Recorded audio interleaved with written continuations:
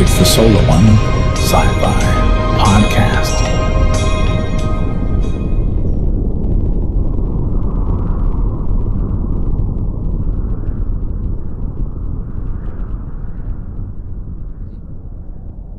Hello and welcome to this week's Solar One Sci-Fi Podcast with my amazing hosts of Michael and Malcolm. And we're going to get hit by an asteroid in 2032, so we thought we'd talk about the film Armageddon, which Malcolm has chosen. It's a personal favourite of mine as well. And I have to say it was far better than Deep Impact. Oh, God. Do you know what? I didn't know which one was which, because they came out at a similar time. And obviously we're going to focus on what I say. And I remember one being really, really boring, and it featured Denise Crosby's in it as like a mum or something, and she's and I remember that was the shit one, and I couldn't remember which was the good one, and this is the good one. No, it was Tia Leone. Yeah, but Denise Crosby was in a small role, but she was in Deep Impact. Deep Impact. Because I remember going to cinema. Shite. It was boring. It was the most boring film I've ever seen in my life. Yeah. It was shite. And this was good. But before we go into the focus of the week, we've got a bit of discussion. We haven't been around properly together for a while.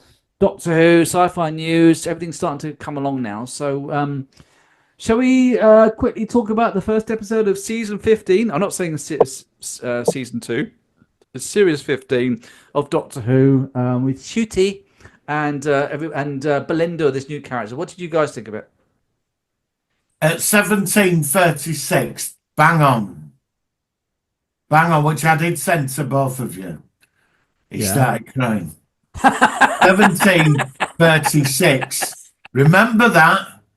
17:36. I thought of everybody on YouTube that I follow, and they're sick and tired of the guy. Stop fucking crying. And he did. There's so many people that kind of justified it and said, like, oh, but you know, he's a friend of his. He's been with for 6 months. He's just. But we've seen him with people longer than that. That he's lost. Adric, he didn't fucking shed a tear. You shared that. Died. You shared that. You know? Malcolm shared that. I remember when he dumped Tegan and he just fucked off. Malcolm do you remember shared, when he just cleared off? Malcolm shared a Peter Davison clip today about this great sort of like thing with the cyber leader and saying about how humans are great and life is good. And you said how much you loved that clip and how the audio. And you can you imagine them doing something like that in New Who? No. It was shit. It's not, I mean, he doesn't even properly cry. He just stands there with a single tear. Yeah, which they probably put a bit of they probably put like a bit of something in his eye to make it water. And he doesn't even show. He just literally has a sort of like sad mouth over going, and then the tear comes out. Oh shit! Oh my god! And what about Bradley Walsh's character that said, "I've got cancer," and she just throws him out? Yeah, remember that?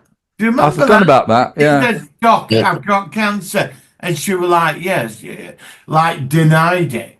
Like, well, it's not my problem. Go away. Yeah. If you were an emotional man, there's no way you wouldn't have shed a tear when Sarah Jane fucking came back, when you bumped into her. And there's no way you wouldn't have shed a tear then either. But now, I don't know, someone sneezes and he bursts into tears. It's very weird. I will say 17:36. Remember that.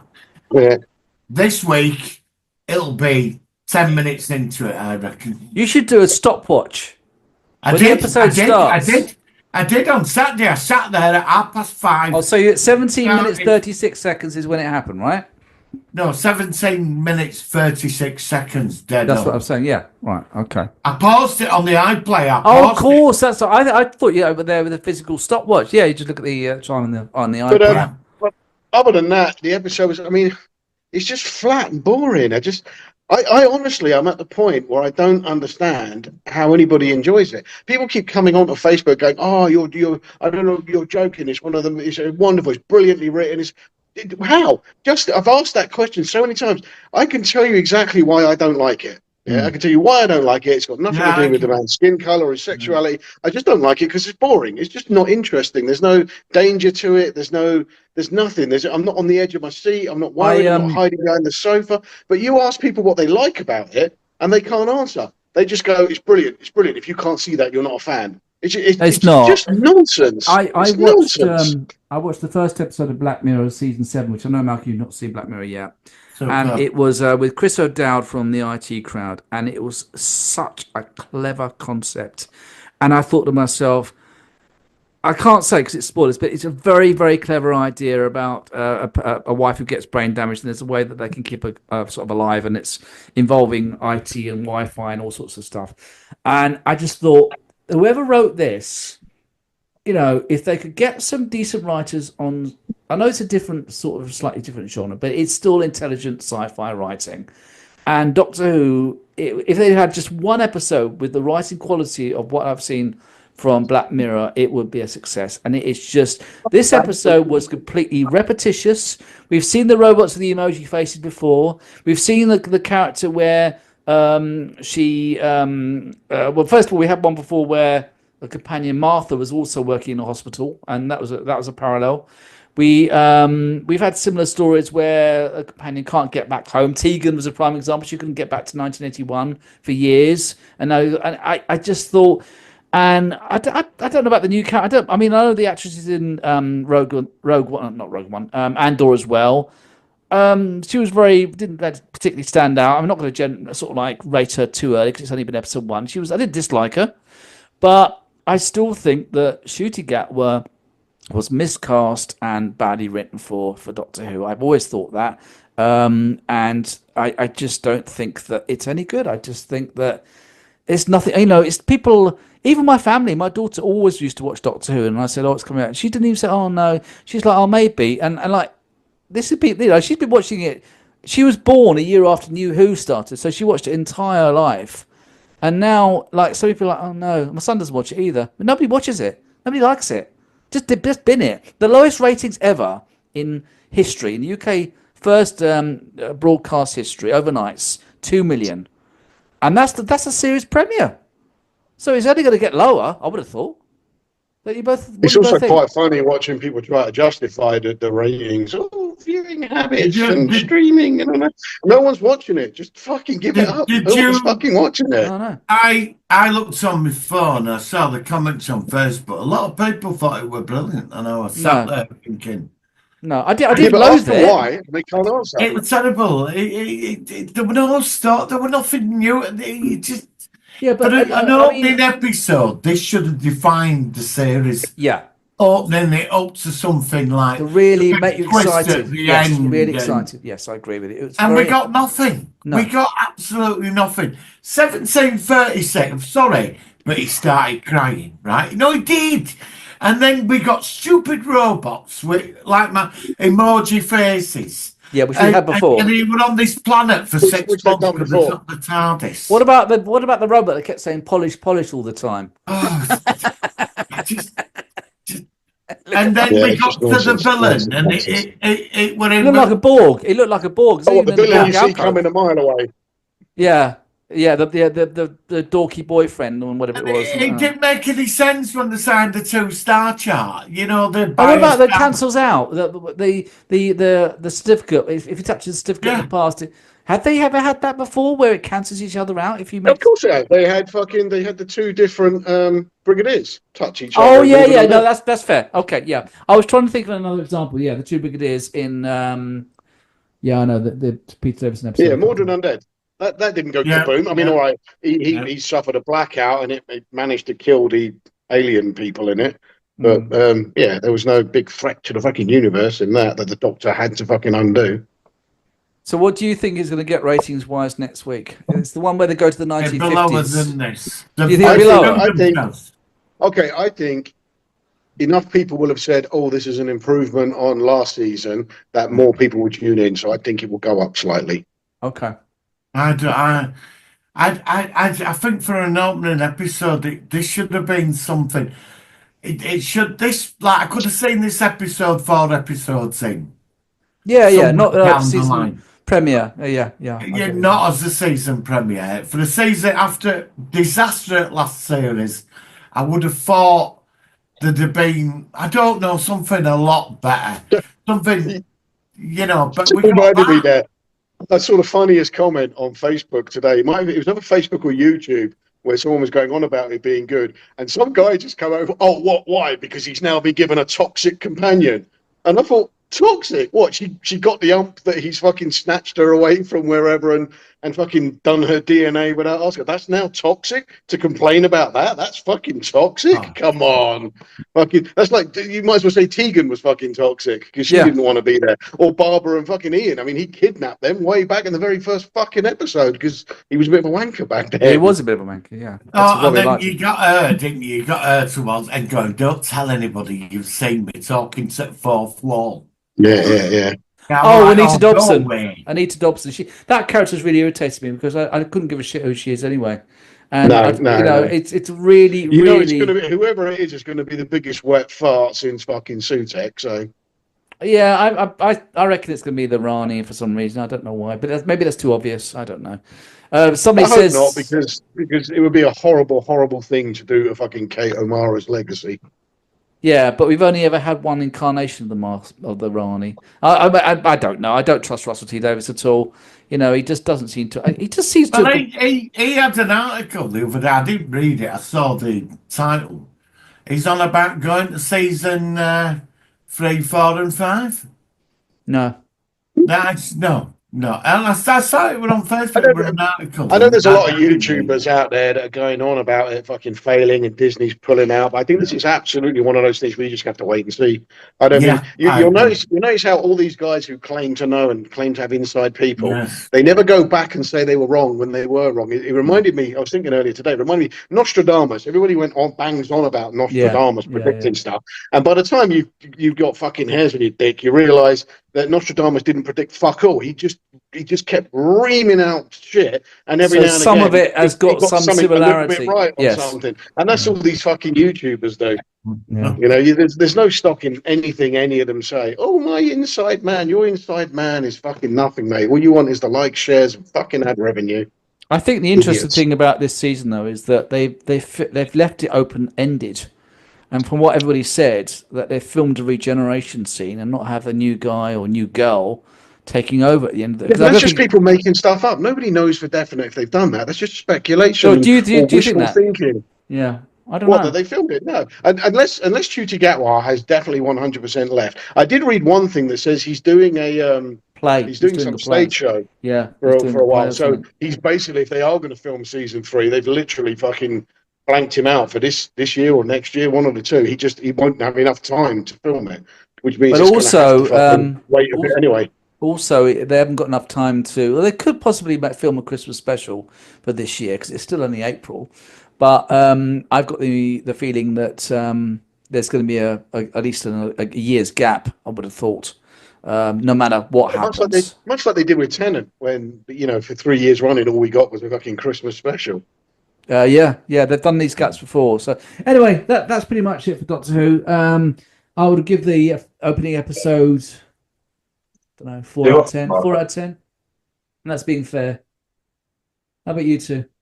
I think 4 out of 10 is fair, purely because it wasn't as bad as the last season. Well, Space Babies. And I think the companion has. I quite like the idea of a companion who's pissed off with him and not some doe-eyed fucking lovesick puppy. And also meeting their family as well. Also not meeting. Normally they have the families involved with New Who. I don't want to meet. I don't want to meet the mum and the dad and the brother. The only thing I don't like is this nonsense about, oh, I've met your fucking descendant 3,000 years from now. That's 100 fucking generations.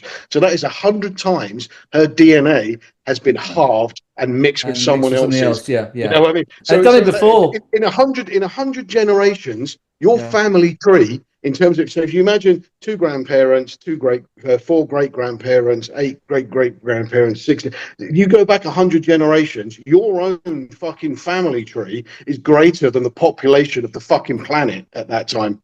Right? So the idea that somebody 3,000 years from now will look fucking anything like her is bullshit. It's what I heard that guy's come out with. What I heard was that Russell T Davies really liked her in her first episode, and so they hired her to be the next companion. And then they've just come up with some bullshit. They have done it before, though. We did it with Clara's boyfriend. We saw a descendant of him at some point in the future. I know that it Why is a not? Why daft not thing. just use the same fucking actor? Why do you have to tie it together? Why not we use the same actor, the same? Nobody's ever gone back and fucking tried to justify Colin Baker being a fucking security guard on Gallifrey, and the Doctor. Oh, I chose his face because he fucking shot Well, me once. they did that with Fucking, Peter Capaldi. no one ever bothered with that bollocks, did they? Yeah, No. but why do they you need to didn't go do back? it They just before. use the same actor. Get the fuck over it. Yeah, I know. I don't know why It's they're doing that. madness. I mean, the problem is now because the set from EastEnders up in last series as this weird neighbour that knows more than it's what's going to be the payoff at the end of this series. What is the big that carried on in the last series? I mean, how many episodes have we got? 8 this year. It's only 8, yeah. So what's going to be the big payoff in 8 weeks' time? Because they've got to give us from the last season. Well, they had that last scene where we saw in space, like the Statue of Liberty and the Eiffel Tower floating in space. Yeah. So this is obviously And connected. So we got a planet that's destroyed or something because of whatever they fucking did. This is connected to the final episode. We've had our first inkling of it, and he's got to prevent it. So what is going to be the payoff? And she's involved. And if it is cancelled, the answer has to be at the end of this season. Yeah, I mean, and that's why we'll be watching. Yeah, so I mean, do you both think that Ncuti will be back for the 3rd season, or do you know these are rumours that he's had I've already mentioned? I don't know. I don't really care. I think it all really depends on what he's offered in LA. If he's offered like a big movie role or a big TV role out there, there's going to be a lot more money out there for him, probably. And then I think he'll go. Yeah, he's good. Yeah, I don't think he's going to turn down something big to carry on doing this. When I did read. Is so bad. I did hear that on his Twitter profile, when he's put what he's been in, he did have 15th Doctor, which he's now removed. So some people are saying that perhaps he wants to just move on and just forget it, kind of thing, and see it as a bad, as a wrong choice. He has been popping up in films and TV programs in America. Yeah, I mean, such a shame because he is. I've said before, he is a really good actor, and he does deserve a better career. To be fair, yeah, but I don't think it's worked out. This was a misstep. Yeah, this was a misstep. It was just. I just think it was quite obvious when they would have cast him. I just think that Rusty Davies just like, oh, is he lovely? Oh, yes, he's going to make the perfect 15th Doctor. And sorry, don't know why I just did it very campy, but I just don't think it's happened, and I think it's a shame. So I just want it to change now. I just want it to be gone, quite frankly. Yeah, but I mean, I'm not one of these who says, "Oh, I want it to stop for 10 fucking years." I don't understand the point. Yeah, you had a conversation about this, right? Yeah. You're saying like, what's stopping it for 10 years is going to bring to the table? Nothing. Yeah, just get a different showrunner and redo it. But when it came back after 89 to 90, obviously the 96, but that was just a one-off. It was better for the gap. I think it was. Had nothing. The Gap had fuck all to do with it. If that episode Rose had been shown in 1990, it would have been exactly the same reception. Exactly the same. That Gap is not why we got Rose. I think we got that answered. That answer, didn't we? When we got the one in the middle of the time when we got McGann, that flopped, didn't it? They didn't bestow it. But that's because they tried to Americanize it, didn't they? They tried to. Yeah. So change. You both think that a gap of say 5-10 years would? I think it needs. It either needs a lot of restructuring, getting and changing a lot of things, and getting off the path it's on, because it's not working. The story's fucking space babies. All it needs to be is it just needs to go with a different showrunner who's more interested in just telling great stories, and then getting writers who tell great stories. You do not need a gap or a hiatus to do that. You just need to get rid of that fucking arse. That's all you have to do. I mean, last series we built some of the most iconic Who villains, and look what they did to it. They completely sunk it, didn't they? Yeah. And now we're on this other new storyline, and there'll be some classic villain on the way back, and they're going to mess it up. Look, I'm not a negative person. There could be hope. Maybe this season could get better.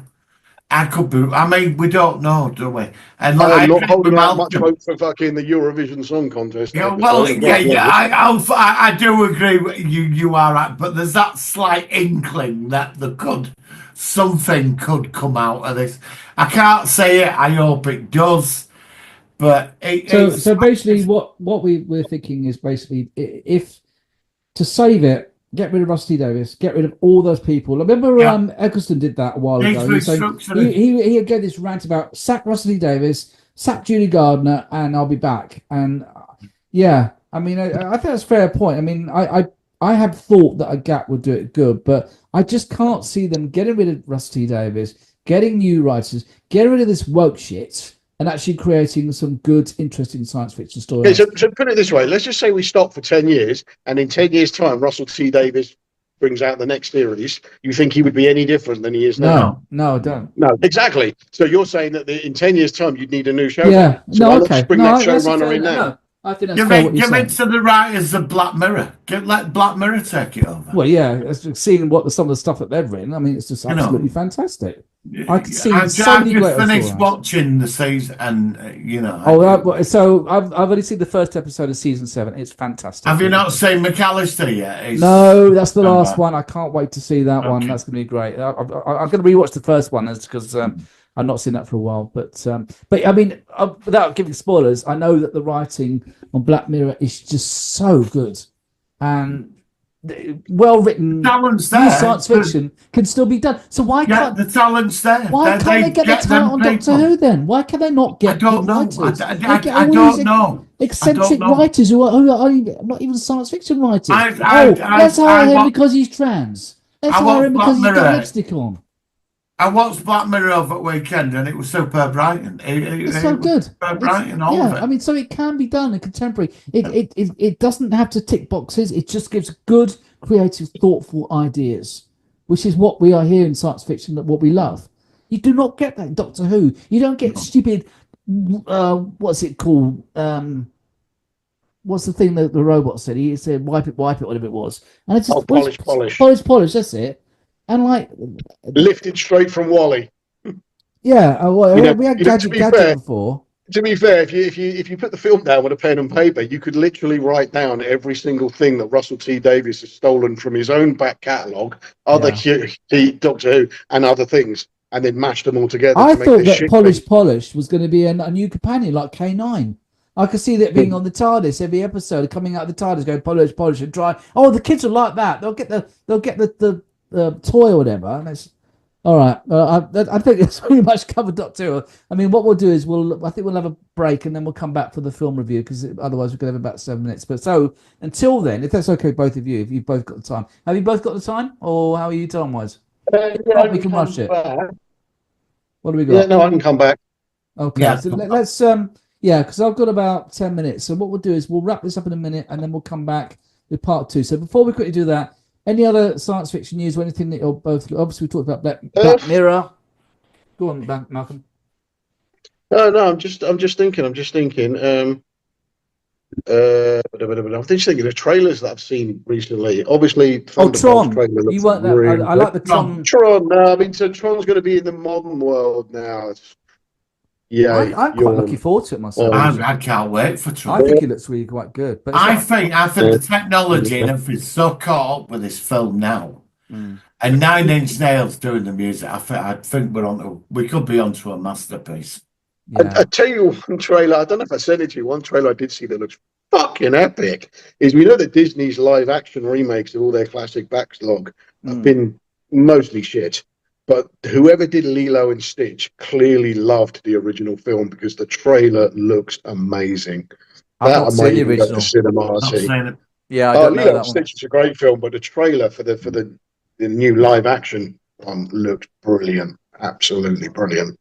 So you're not going to watch Snow White then after the reception that film's had? It's not done too well, is it?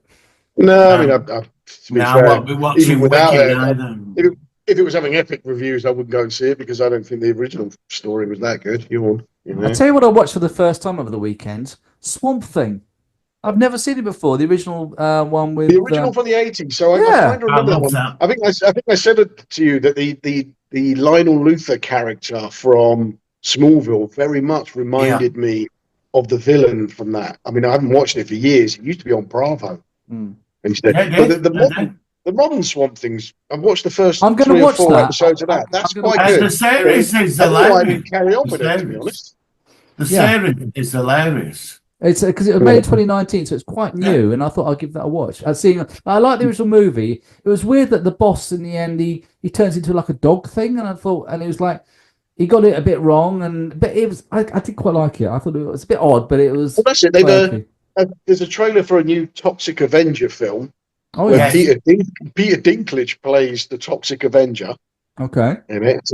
So that's an interesting casting choice. He's Yeah. he's a great actor. He's brilliant as Tyrion. So I love I'm interested to Toxic see how it Avenger. goes.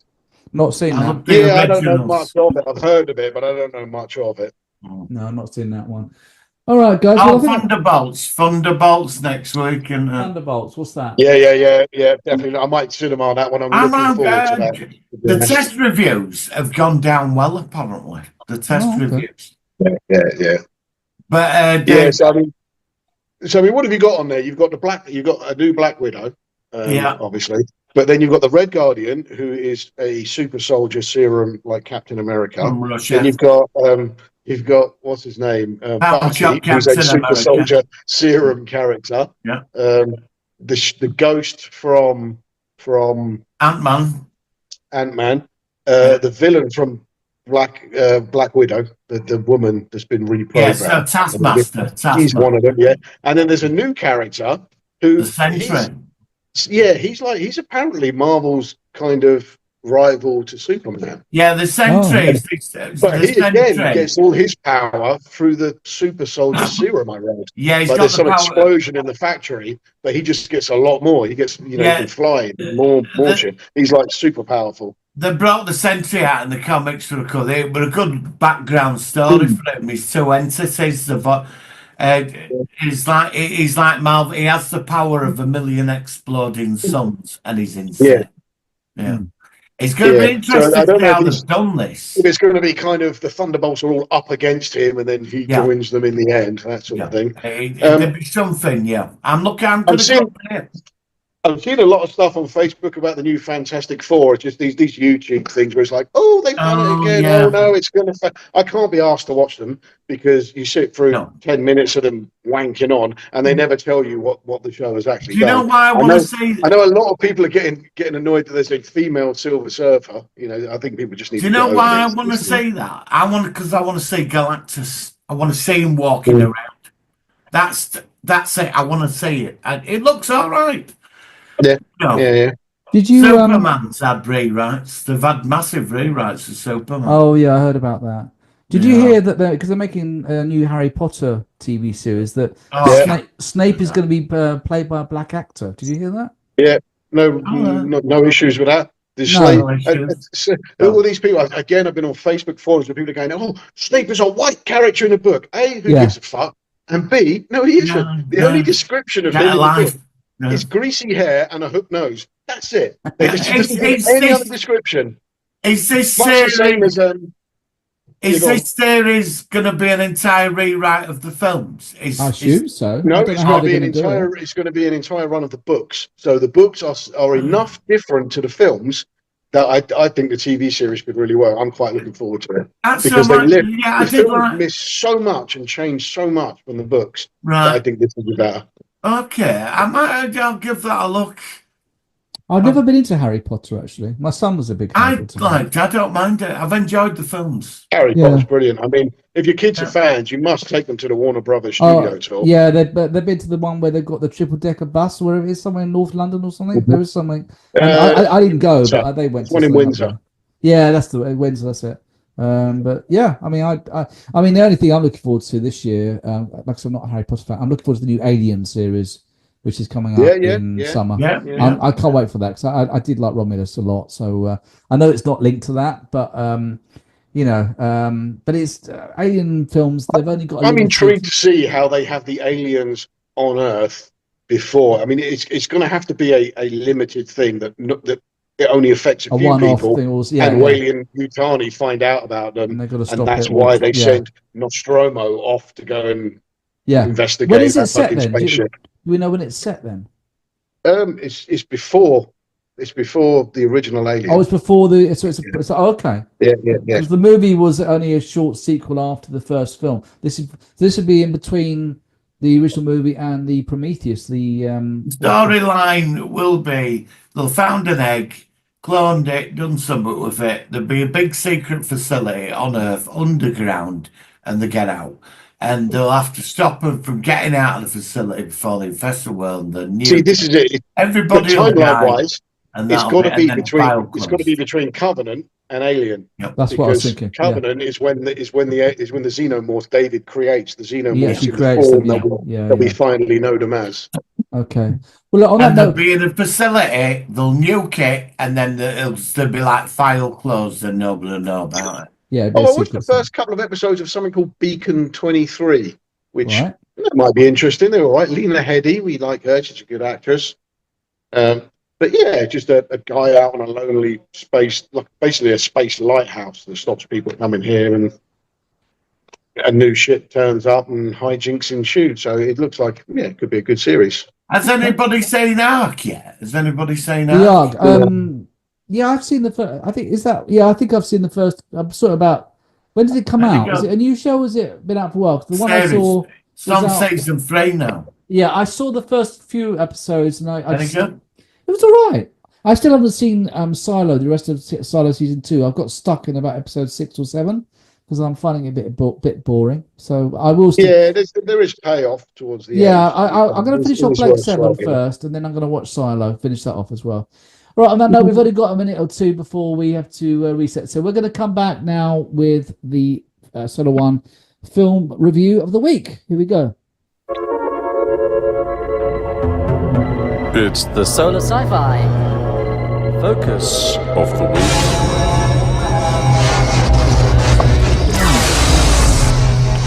Okay, so we are reviewing a film from 1998 which features Bruce Willis.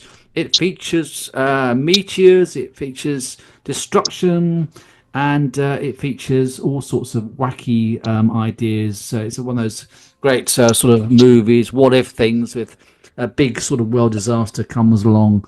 This film does it very well, and that is, of course, Armageddon. This is a film recommended by Malcolm, and it's fair enough. We all choose our things, and it was a good choice, which I gave a watch to over the weekend and enjoyed. I know Martin's seen it, and from what I understand, this is one of Malcolm's real favourites. So let's put it over to Malcolm. What is it about this movie that you really love? I love this film. This film has to me everything. It's a great action film. It's a popcorn chomper. There's the heroism in it. The feel good side of it. Doing what's best for mankind.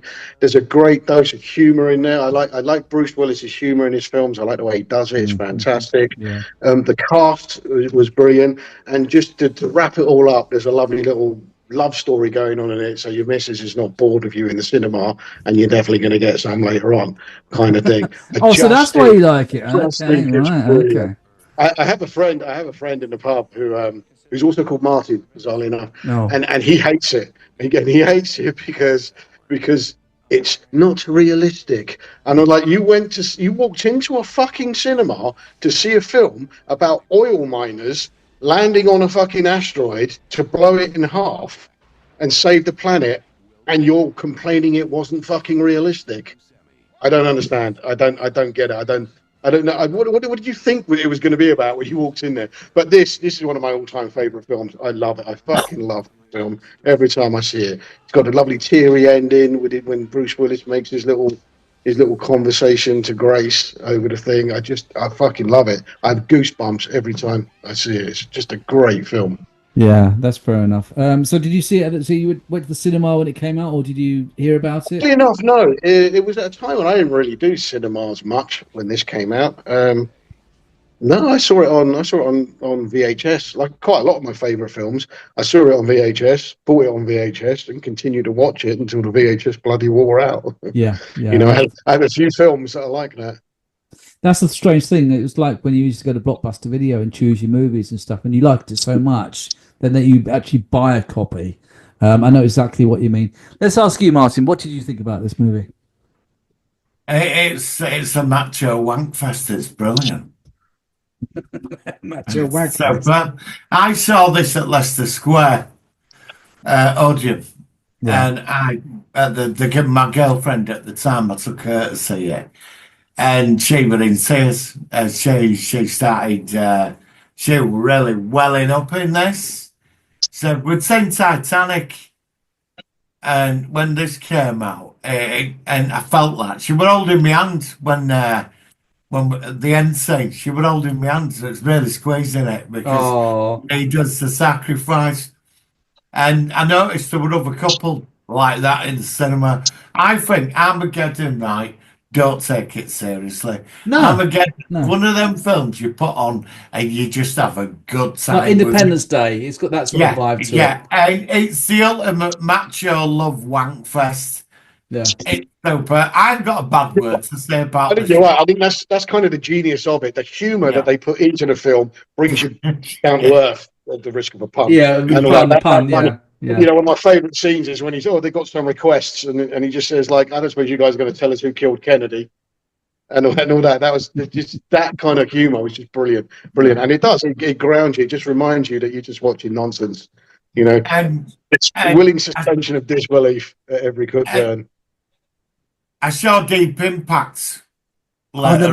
this is interesting because I wanted to because they both ask you came out about at the that. same Yes, time. that's right. And I went to Yeah. the cinema to see the other one. I didn't see this one until Yeah, I after. did. And I remember coming out of the cinema and thinking, what a pile of shit that was. Yeah, I just because- remember it was really, really shite. So, according to the ancient scrolls of legends that may or may Yeah. not be based on any kind of fact, Michael Bay was apparently at a meeting where the guy was pitching Deep Impact at a lunch and taking notes. And then, according to the Deep Impact guy, he then ran off and made this for Disney Really? himself. That's Oh, why they wow. went against. Is that why they were so similar? According to the ancient documents of myth and legend, you know. But they were, I mean, Obviously, we don't know if there's any truth to but that. they were released quite close together, weren't they? It was pretty similar. I mean, Yeah, they they weren't were. direct rivals, Yeah, but that's they were so the same much. The year. original pitch meeting, you've got enough time to write your own script and redo it.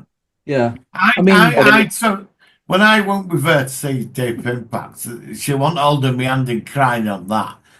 It were like, when's this finishing? Yeah. Yeah, it's funny because the difference is when's this finishing. I wanted to get out of that cinema, but Armageddon and the rock band, was it Aerosmith that did the great song? yeah. There were none of that in Deep Impact. Deep No. Impact it were boring, man. It were boring. But Armageddon, I've seen it so many times. It's you're just in there all the way through. What a cast! I love the way they had a kind of a damp spot in the film where tensions built up, but no real action is going to happen for a while. So they then took another $3 million and added in a scene where a meteorite comes down and it hits France and literally wipes France off the fucking planet. And they Just to keep it going. Yeah, basically it just added a little bit in, but it also reminded the fucking the audience what a fucking medium-sized asteroid would do. That fucking shockwave that just wipes Paris Yeah, out. just flattens Oh, everything. yeah. Genius stuff. I was quite shocked when I saw the Twin Towers at the beginning, which one was hit and of course I was thinking, now thinking why maybe the second one was going to implode because the top of it was on fire and everything else like that. And you've seen that in quite a few films where there's the Twin Towers are also involved with some sort of disaster. There was an episode of The Outer Limits of the 90s which had one as well. I like the scene where it's when the NASA astronauts meet the oil people. Yeah. That moment, like the weirdos and the NASA astronauts. You know, It's got a very good cast. There's a lot of quite That's well-familiar so great, actors in this movie. yeah. I remember the one that wants to I can't, it was called do I hear? My eyesight's deteriorating. I'm trying to see this. But he was also in Con Air. He was the guy that was strapped in, and he was on this character. He was played, is it Rocker Fund or something? I can't remember. I can't read them. It's too small to write it. Oh, Rockhound. Rockhound, yeah. That actor, yeah, he was in Con Air, and he's funny. I liked him. I thought he was really he really sort of balanced it out. Great character. I just think that I mean a lot of actors from different shows were in this movie. I was trying to see some other ones. The guy that was in The Wedding Crashers was in it. Owen Wilson. I think it's quite an early film for him as well. Yeah, but they all everybody worked. Every sort of actor in their role, I think they pulled it off. I think it looks good. I mean, it's quite old now. If you're thinking about it, 1998. But it's one of those. Some films they just last long term. They just work. Other films don't. But this, like I said, I can't even remember Deep Impact at all. I just remember it was boring. But I watched both these movies not enough times to remember which one was which. So when Malcolm said, let's do this one, I was thinking, is it that boring one with Denise Crosby's in it? And it wasn't. It's this one. So we're not going to review the other one, are we? No. I don't. I can't. All I remember that the other film was I came out of it. I didn't like it and thought it was boring. And you obviously Martin's already said that as well. So that's a shame. You froze in time then. Oh, sorry, me. Am I right? Am I back? Froze. Sorry, am I back? You're back now. Yeah, you're back. Yeah. So it certainly is a good movie. I mean, how do you know if it did well? Is it a successful film? What do you know I do. So it was made. So it's Touchstone Films, which was a division of Disney. You know, the filmmakers of the 80s. You know, that Touchstone logo is drawn to the 80s as anything. So it is the second highest film in the North America of Touchstone's entire output, and their highest grossing film worldwide.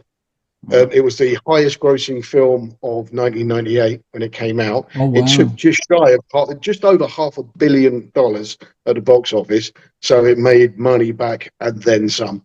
It was a hugely successful movie, considering it had like pretty dire write-ups to begin with, but it just did its opening day weekends. It had the third highest 4th of July opening of all time.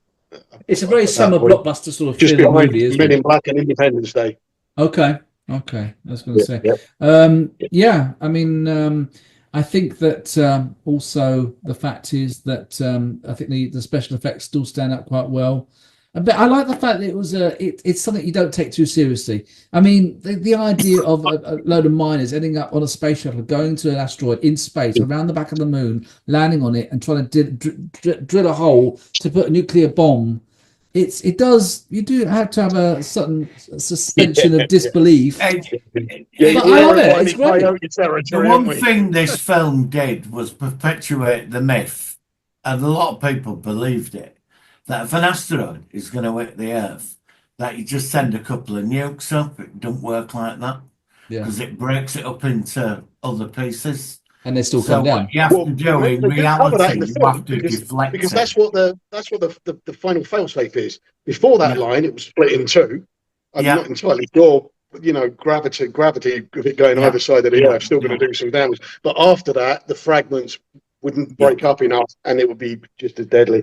But one thing he does say in the film, he says not even bacteria would survive, and they don't know. I think I would have thought that. But they're pretty certain that you would have. There's something called extremophiles, which they think will probably survive just about fucking anything and all that, and they love the fucking no oxygen, fucking high radiation thing. They're like little microbes. Deep sea stuff down at the bottom of the oceans would probably survive. And isn't it tardigrades? Isn't it tardigrades? Tardigrades are one, but even other stuff like fucking crocodiles and stuff like that. Anything that can hibernate for a long period of time, like extreme temperatures and stuff, would survive probably. The one in 2032 is going to miss us, and I think it's going to miss the moon now. There's one it's going to make these very rare. There are 33,000 global disaster asteroids currently in our orbit. Something like 978 that have the potential estimated to hit killers, us in the next 100 years. Yeah. But NASA also thinks they discovered maybe about 40% of what is out there. So this is a very real threat, to be But if be this honest. one in 2032 it's the moon, what they've worked out now is, I saw this, have you seen The Angry Astronaut? No. It's very good. He covers a lot of SpaceX and that. He said that if it impacted the moon, it's only the size of a football field, but it's a city killer, basically. Okay. It will throw stuff up from the moon. Oh, so like meteors and stuff like that. Yeah, Sort of debris and things like that. Yeah, and it could hit satellites in orbit, you know. So, If you go back to 2010, Yeah. the year we made contact, okay, the end of that film, this alien monolith race, whatever it is, they turned Jupiter into a sun. Yes. And then all the other planets there. Now, unfortunately, for that particular script, is Jupiter is what is currently stopping all of those asteroids from hitting us. Yeah, it's a vacuum cleaner, It's isn't it? between that asteroid belt is between Mars and us, and Jupiter is what keeps them all away from us. Which is why when they go on about the physicians go on, or people go on about infinite number of planets and all that, it's still a lot, but it's nowhere near infinite because the planets have to be a certain distance away from the sun. You have to have one of these massive planets in your orbit as well to keep it safe from asteroids, etc., etc., etc. So life on other planets isn't as fucking dead cert as people think. I didn't know that. Before we even get into the chemical components and the exact right set of circumstances necessary for that fucking spark of life. I mean, that was a 1 in a billion 1 second fucking event that kicked it off. The chances of it happening twice in the universe are fucking astronomical. So we may well be alone in the fucking universe. Do you know the event that freaked them out about asteroids and comets was when one crashed into Jupiter about a decade and a half ago? Oh, I remember that. Do you remember that? Yeah, I do remember that. And they went into Jupiter and what the energy released, it terrified them. That was the first time we've sort of seen that, you know. I mean, we've seen movies like. I mean, I was thinking of Meteor that we saw. I think we actually reviewed that. Yeah. Very similar premise, and that one had nuclear bombs, which it was Russian and US nuclear bombs combined to blow it up. But they got that wrong, didn't they? They got that wrong. Yeah, in that one it worked, and of course, I don't know. I don't even know what happened in Deep Impact. What happened in that? Do you remember? Because I've not seen it for so long. I'm not entirely sure I've ever fucking seen it, to be fair. I've seen it, but I saw it. I've not seen it for nearly 25 years, so I can't remember. I don't know. I can't remember. I thought Paris got hit in that one as well.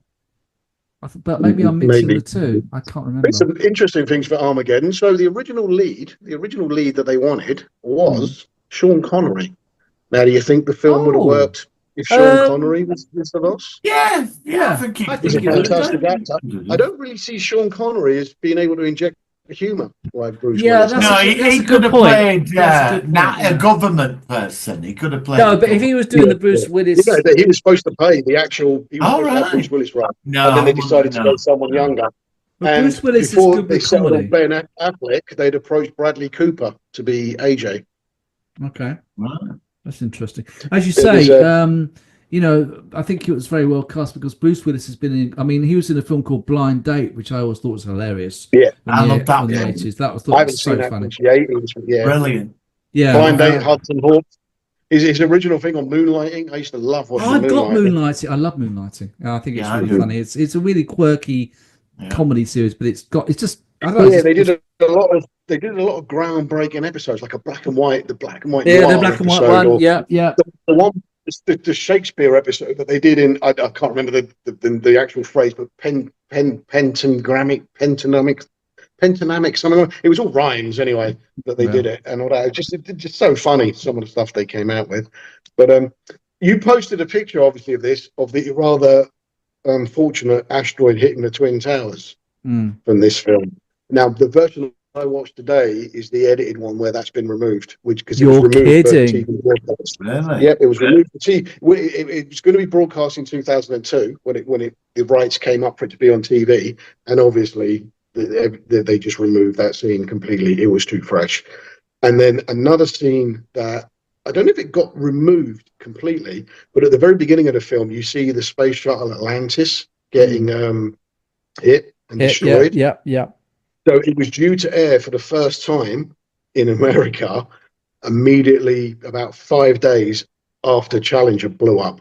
Oh, so it got pulled from the run, and I think they broadcast Aliens instead, and then just pulled it just for a couple because of it was so raw. Yeah, I'm surprised. I wonder whether the Blu-ray does have the original Twin Tower footage, or maybe it's just a TV version, as you say. And maybe when it's broadcast, they edited out the actual damaged towers.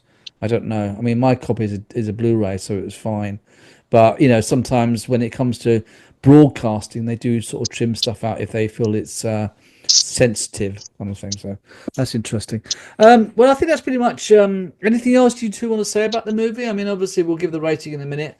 One thing, Charlton Heston did the narration at the beginning, and I thought that was nice. I recognised his voice, and he was quite old by this point, but I thought to myself, I'm sure that's Charlton Heston, and I watched the end credits and it was him. So I just thought, I've always liked Charlton Heston movies, so I thought that was a nice kind of addition to the movie. Anything else, Malcolm? Because you know the most about this movie compared to, well, at least me. Anything else you want to share with us before we wrap up? I would have to say that a very, very big key, because no film is perfect, a very key plot in this film is the suspense around they're going to remote detonate this fucking nuke. And then they go on, boom, chop the wire. Brilliant suspense. Everybody's happy. Oh, edge of your seat. But all I can remember thinking about when I first saw it is there were 2 nukes on that fucking moon. The other one is on the other ship. To the best of their knowledge, it's still there. So that fail-safe device, when this one didn't work, why didn't they just detonate the other one? Because it'll either detonate or it won't. You might as well fucking try it. And secondly, I'm fairly certain that briefcase key button is going to detonate both of them anyway. If you're going to blow one, you might as well blow them fucking both. So that whole fact that they ignored the second, it's a very, very. Malcolm, you've just destroyed that film probably for millions. I tell you, it's dropped down 3 numbers already from my end rating of it now. It was, it's got now. Yeah, I mean, you could always say, oh well, maybe they didn't have the time before they crossed the line, and then it would have been that even if they nuked it, the rocks split in 2 would still hit the. There's always an excuse you can make for this. I didn't think about that when watching it, but of course, in the movie they think that they've all the people in the first shuttle have been wiped out, and some of them did survive. So I don't know. I just think it was a good fun movie. Obvious question. I think I know how you're going to both answer this. Would you have this in your Blu-ray or DVD collection, Martin? Yes. Yes, I've had for years. And I think this might be a high number for the actual rating out of 10. So go on, Malcolm. What are you going to give it out of 10? I'm going to go. I was going to go 10. But I'm going to go 9.8, purely because the fact that the president didn't think to detonate the second nuclear thing when the first one didn't detonate, or that they weren't both due to detonate together. I think that's too big a fucking plot hole. You can't sit there and ignore that. You can't have that devastating a fucking hole. They should have put in a reason why the second nuke didn't go off either.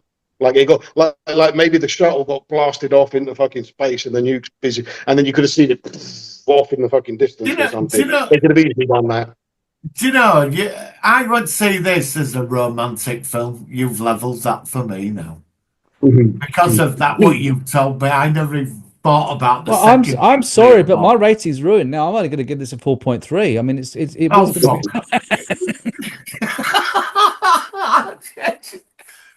This was a romantic. It's a mix of different genres. It's got the romance, it's got the comedy, it's got the science fiction, it's got the blockbuster film with the fucking cracker, where he's there and he must make the decision to go north or south. And all that is literally one of the most erotic scenes I've ever seen in a film. It is just so beautifully done. There's no fucking nudity, no crudeness in it. It's just magic the way that's done. I imagine half the fucking couples that went to see that film went home and did that little fucking. I need to play some crackers. Fucking this and that. I reckon everyone was reenacting that. Reenacting it. Scene. Yeah, you might have done.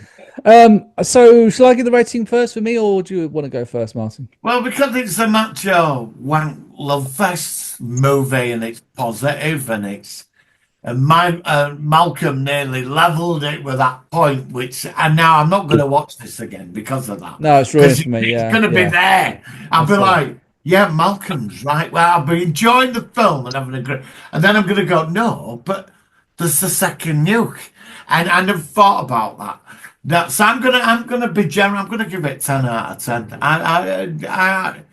As long as I don't watch it again.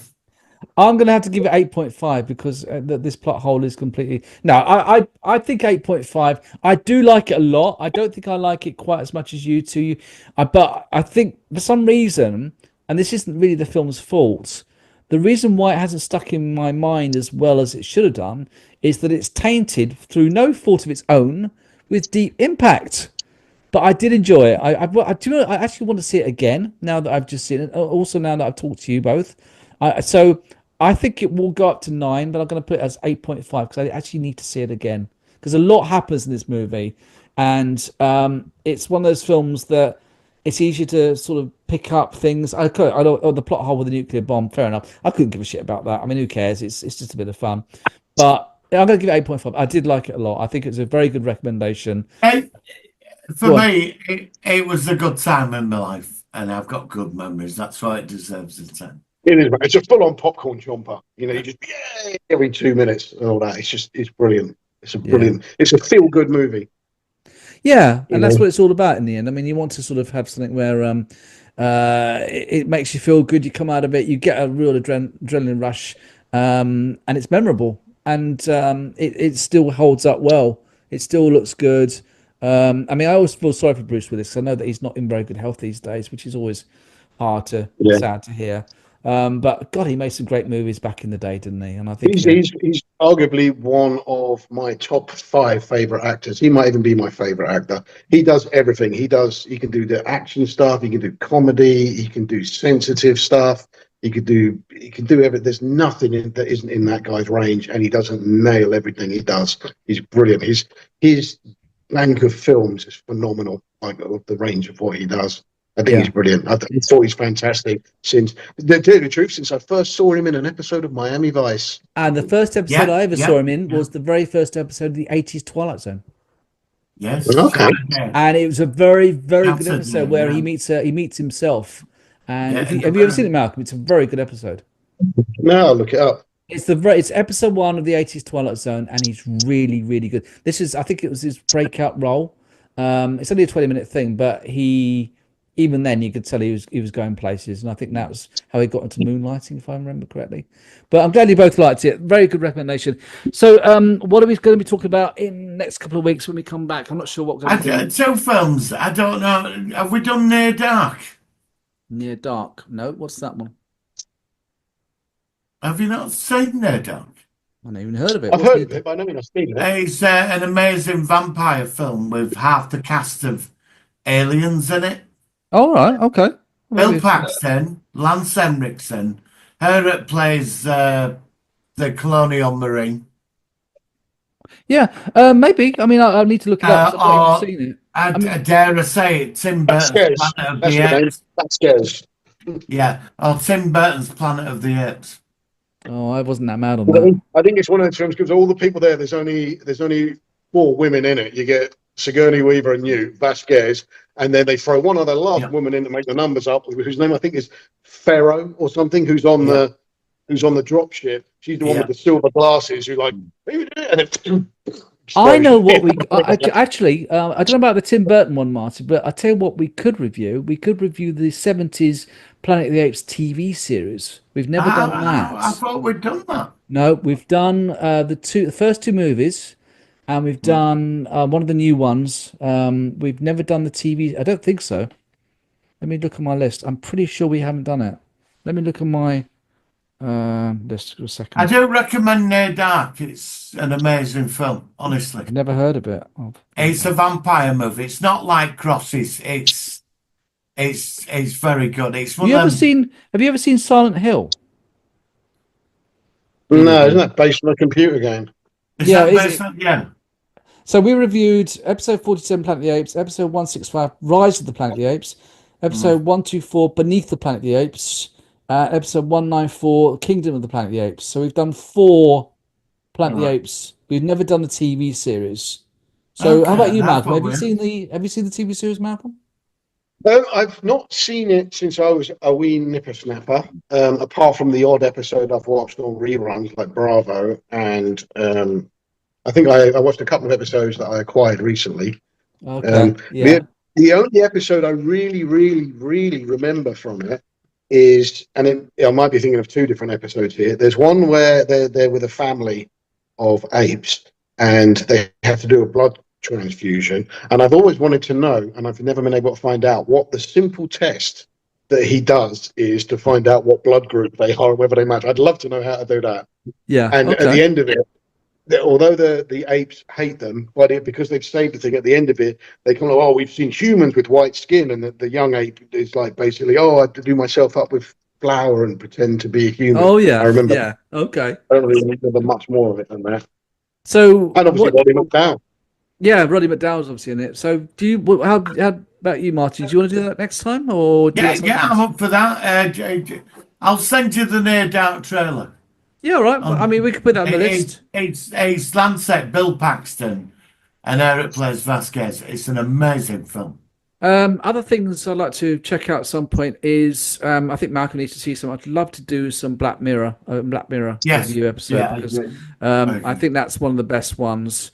And again, it's very standalone, so you can not watch the whole series. You could just delve into the old one and see. Yeah, we could cover McAllister with that as well. I wasn't a massive fan of the first episode where the Prime Minister has the screen. I think the first episode's quite weak. The regional episode.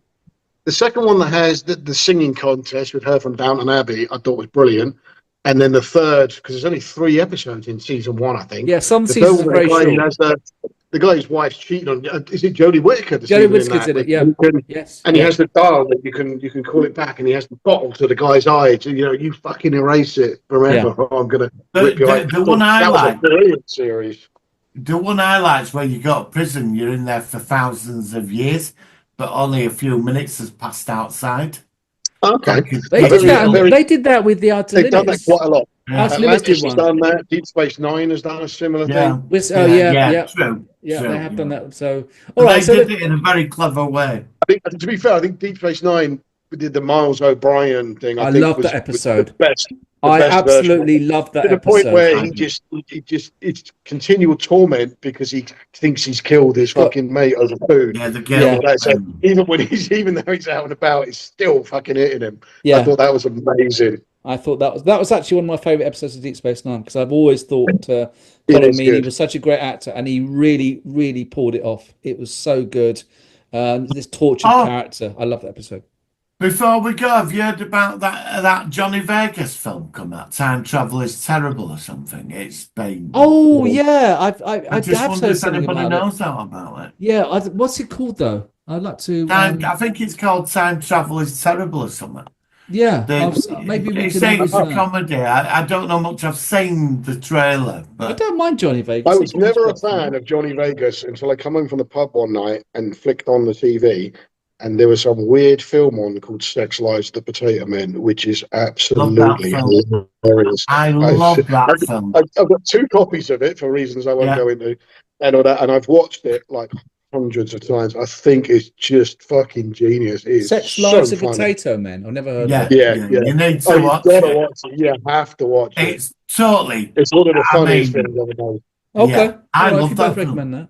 I turned it on when I got to the one. I turned it on at literally the scene where his missus has just dumped him and he's gone to that old girlfriend's house. And the bloke has answered the door and he's going on about like, oh, she always said she'd be up for a threesome and I'm single now. So you're not her husband, are you? And all that kind of stuff. And it's just fucking. So just let her know. 2 thumbs up on the threesome. You know what's one of the funny? Do you know what's one of the funniest scenes when all the men are in room and they're all at it with her?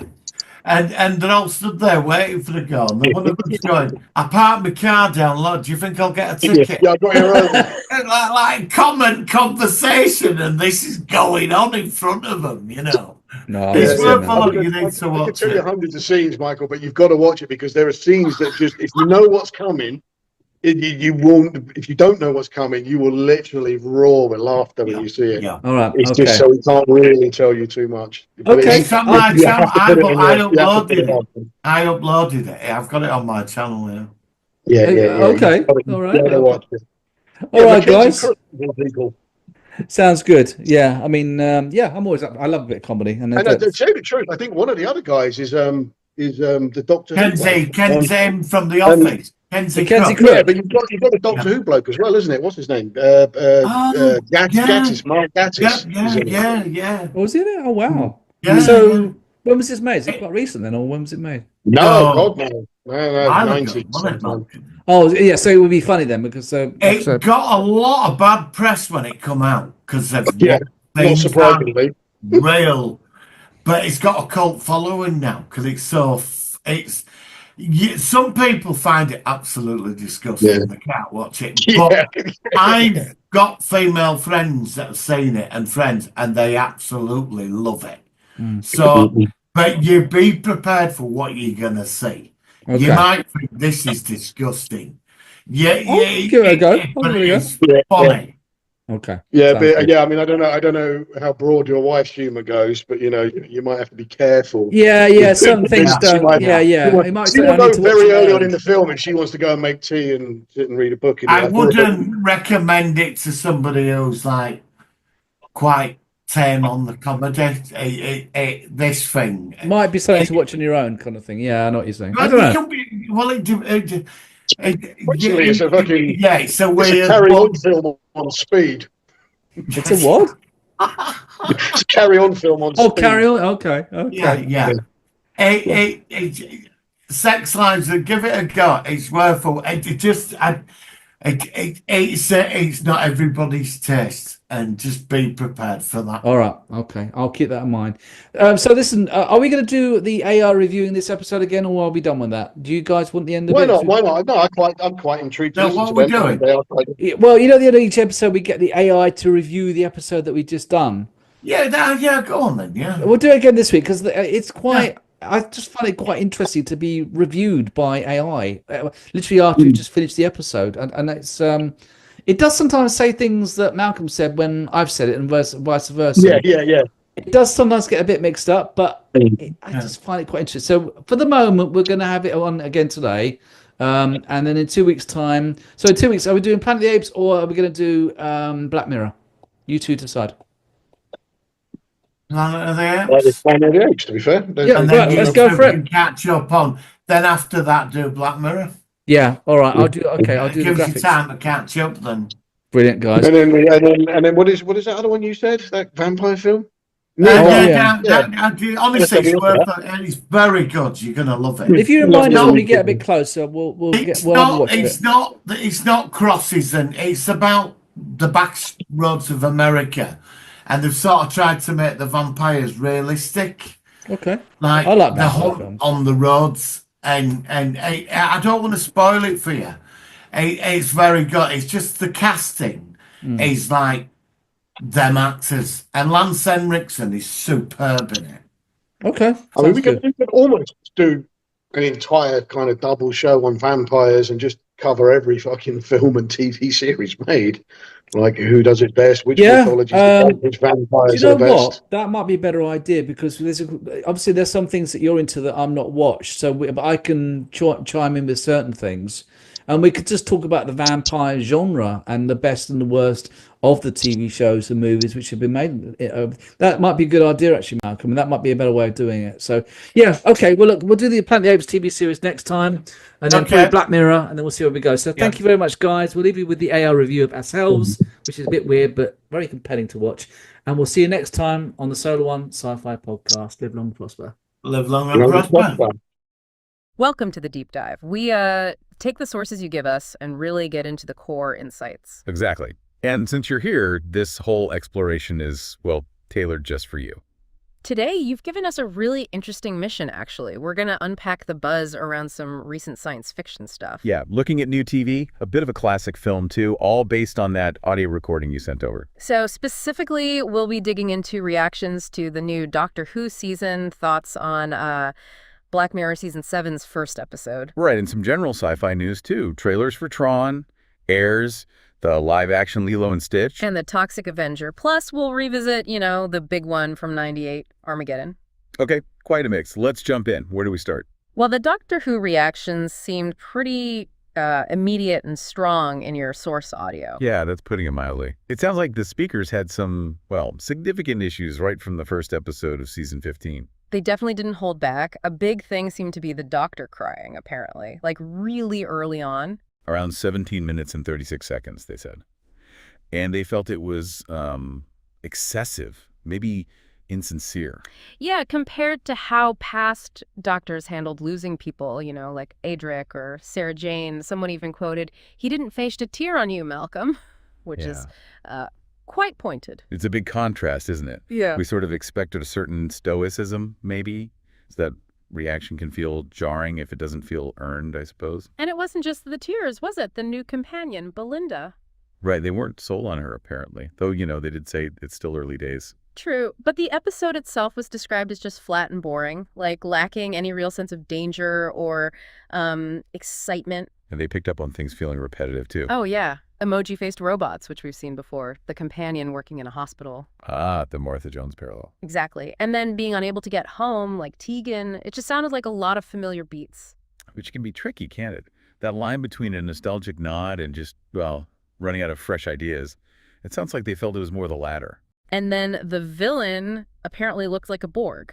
Which, for sci-fi fans, immediately brings Star Trek to mind, doesn't it? That's another potential originality issue they flagged. Plus, there was a plot point about two star charts touching and canceling each other out. Yeah, and they compared that to the Peter Davison era, Modern Undead, with the two brigadiers. Right, where touching didn't cause this massive undoing. It felt, I guess, inconsistent with the show's own internal logic. Like a convenient magic fix. That level of detail shows how invested these fans are.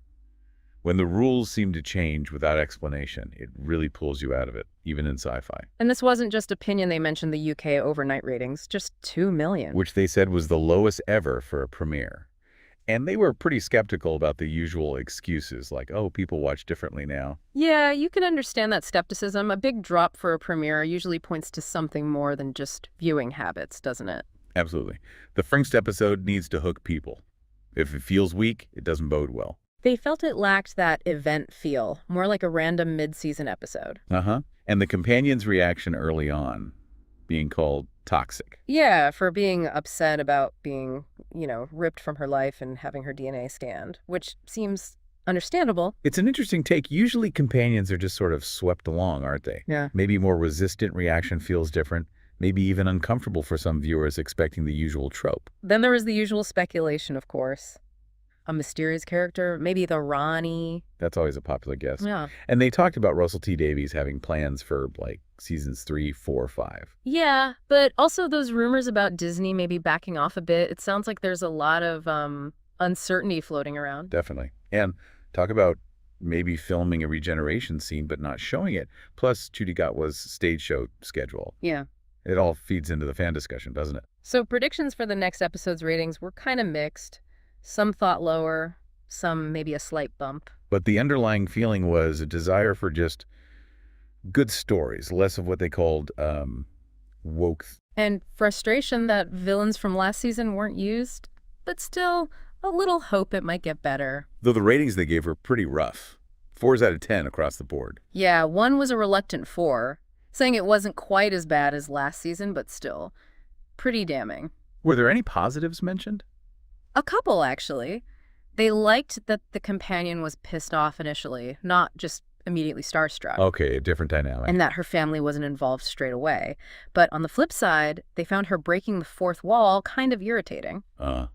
That could be divisive. But maybe the big hook, the thing keeping them watching, is that mystery. The Statue of Liberty and Eiffel Tower just floating out in space. Right, that's a strong visual. A big, season-long puzzle could definitely keep people engaged, even if they dislike individual episodes. It promises some kind of payoff. Okay, let's switch gears. Black Mirror, Season 7, Episode 1. Much more positive reaction here. Oh, really? Good. Starring Chris O'Dowd, right? Yep. And the concept was called Very Clever. It involves a wife with brain damage. And a digital way to keep a version of her going using Wi-Fi. That sounds very Black Mirror. Totally. They really praised the writing quality, actually. Even wish Doctor Who had writing like that. Ouch. But yeah, Black Mirror often hits that sweet spot of a high-concept idea executed really well. They mention other episodes they like, too. One about a singing contest, another with memory playback and infidelity. Yeah, those are classics. 15 Million Merits and The Entire History of You, probably. Sounds right. They did mention disliking an early one with a prime minister. The national anthem. Yeah, that one's memorable for other reasons. And another praised one about long prison sentences lived out quickly. They compared it to Deep Space Nine. Oh, interesting parallel. Like those DS9 episodes dealing with compressed time or altered perception. Shows Black Mirror taps into some deep sci-fi themes. Okay, moving on to general news and trailers. Tron, ours got some enthusiasm. Yeah, the modern setting sounds intriguing, and Nine Inch Nails doing the music. That would be huge. Definitely fits the Tron vibe. And surprisingly, positive reaction to the live-action Lilo and Stitch trailer. Oh, that's good to hear, especially after the lukewarm reception to some other Disney live-action things. Maybe this one captures the spirit. Seems like it, yeah. Then, the new Toxic Avenger trailer with Peter Dinklage. That's a interesting casting. Dinklage is fantastic, so it could be a really unique take on, well, trauma-style craziness. Definitely raises an eyebrow in a good way. Then, quick mentions. Thunderbolts, Fantastic Four, though, with some skepticism about YouTube reactions. Always take those with a grain of salt. And rewrites for the new Superman movie. Superhero stuff is still front and center, it seems. Oh, absolutely. It dominates the landscape. One bit of casting news that got discussed was for the Harry Potter TV series, a black actor potentially playing Snape. And how was the reaction in the source audio? Seemed generally positive, actually. They made the point that Snape's race isn't specified in the book, so. Right. As long as the performance captures the essence of the character, adaptations can often benefit from broadening representation like that. There was also excitement for a new Alien series, set before the first movie. Yeah, apparently maybe involving a secret facility on Earth. That could be intense. A different feel from the usual deep space isolation. Could be very claustrophobic. Brief mentions, too, of Beacon 23 and Ark, some TV shows, and someone stalled on Silo Season 2. Happens to us all. Yeah. And then enthusiasm for a potential Johnny Vegas time travel comedy. Yes. Possibly called Time Travel is Terrible. And a strong recommendation for another Vegas film, Sex Lives of the Potato Men. Okay. Described as surprisingly hilarious. Might have to check that one out, despite the title. Sounds like it might be worth it. They definitely have broad tastes. Clearly. Yeah. It shows how much sci-fi is out there. Yeah. From the huge blockbusters to niche comedy. All right, let's rewind now to 1998. Armageddon, the big one. Ah, yes. Peak Michael Bay, right? Totally described that way. A popcorn chomper, heroic, funny, especially Bruce Willis, great cast, love story. All the blockbuster ingredients. It really is the definition of a late 90s action spectacle, isn't it? Emotion and explosions first, science maybe second or third. Well, someone mentioned a friend criticizing the realism, oil drillers landing on an asteroid. The classic critique. But the speaker basically dismissed it, saying, look, it's a movie about oil drillers blowing up an asteroid. You just got to go with it, right? Exactly. Willing suspension of disbelief is absolutely required. And for many, the thrill ride and the emotional beats totally work. They shared personal enjoyment, strong connection, especially the ending. A VHS favorite, apparently. I bet. It's that kind of movie. Big rewatchable. And a memory of seeing it in the cinema with a girlfriend who got really invested emotionally. It got compared to Independence Day, too, for that fun, over-the-top vibe. Someone called it the ultimate macho love wank fest, which is a description. Huh. Well, it certainly aims for those big, broad emotions. And the humor helps, doesn't it? Like Willis asking about who killed Kennedy. Yeah, it keeps it from getting too self-serious amidst the global catastrophe. It knows what it is. Definitely. And it came out at the same time as Deep Impact, right? Yep. And the speakers definitely preferred Armageddon. By far. They felt it was superior. Oh, yeah. They even mentioned that rumor, maybe not true, about Michael Bay sort of borrowing the idea from a Deep Impact pitch meeting. Ah, the old Hollywood legend. Who knows? But they were definitely similar premises hitting at the same time. And Armageddon had the Aerosmith song, didn't it? That was a big difference. I don't want to miss a thing. You couldn't escape that song in '98. Deep Impact didn't have that. Some interesting production details came up, too. Apparently, that scene where a meteorite hits France was added later. Oh, really? To up the stakes? Seems like it. And the original opening had the Twin Towers, which was later removed after 9/11. Understandably. Also, the initial cut showing the shuttle Atlantis destroyed was pulled from broadcasts for a while because it was too close to the Challenger disaster. Wow. Yeah, real-world events really do impact how we see these things, don't they? They appreciated Charlton Heston's opening narration, gave it some weight. He had that voice, didn't he? But then, the plot hole. Oh. Which one? There might be a few. The big one, apparently. Yeah. Second nuclear bomb. On the other shuttle. that they just never use. Yes. That is a bit of a narrative convenience, isn't it? If you stop and think about it. It seemed to really diminish the film for one of the speakers once they realized it. Kind of undermines the whole sacrifice element. It absolutely does. Once you see it, it's hard to unsee. It makes the ending feel slightly manufactured, perhaps. But, the defense was still, it's a fun movie. Overlook the holes. Which is fair enough for pure escapism. And audiences clearly agreed. The box office was huge, right? Massive. Highest grossing film of 1998 worldwide, over $500 million. Touchstone's biggest hit globally. Even opened strong despite mixed reviews. See, sometimes fun just wins. Critics might pan it, but people want the ride. The conversation then took a turn into, actual science. Oh, debunking the movie's premise. Pretty much. Saying nukes wouldn't work like that. They just fragment the asteroid, maybe make things worse. Which is the scientific consensus, yeah.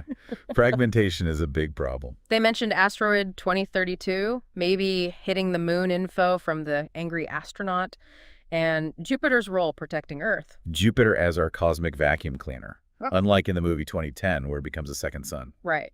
And a quick mention of how rare life might be, the specific conditions needed, and the Shoemaker-Levy 9 impact on Jupiter back in the 90s. That event really did raise awareness about asteroid threats, didn't it?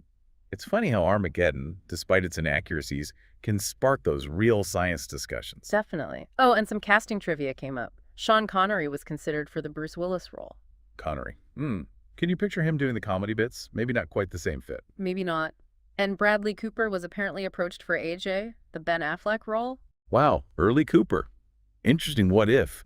And they praise Bruce Willis's career overall. Yeah, very versatile. So final ratings for Armageddon. How did it land after all that? Plot hole included. A 10 out of 10, but acknowledging the flaw. A 9.8, specifically docking points for the plot hole. And an 8.5, still very enjoyable, maybe even a 9 on rewatch. So still very high. It seems the fun factor and nostalgia really carried it through, despite the logical hiccups. It's got that feel-good ending. Absolutely.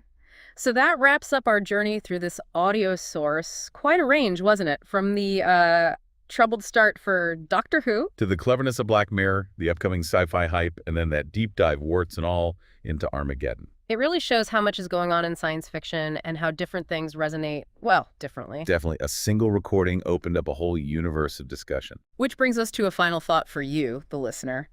Thinking about Armageddon, its plot hole, but also its success, and the real science. What do you think is the most vital thing for a sci-fi film? To keep us hooked, to make us believe, even just for 2 hours? Is it the accuracy? Is it the characters we connect with? Or is it just about the thrill, the spectacle, the sheer fun of it all? Something to think about. Maybe go back and watch some of these. See Armageddon again? Can you ignore that second bomb? Or maybe risk Sex Lives of the Potato Men? Up to you. But thanks for joining us on this deep dive.